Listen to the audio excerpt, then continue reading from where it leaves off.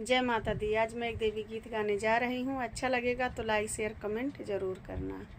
तू है रे कृपा से मैया सुखी संसार बा, सुखी संसार बा मैया सुखी संसार बा।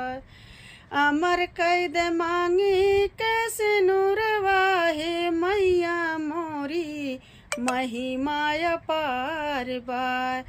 अमर कैद मांगी कैसे नूरवा हे मैया मोरी महिमा पार बा।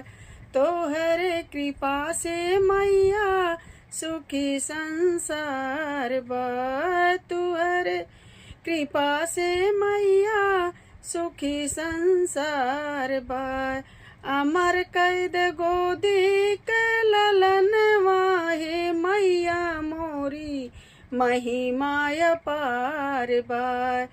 अमर कैद गोदी के ललन हे मैया मोरी महिमा पार बा।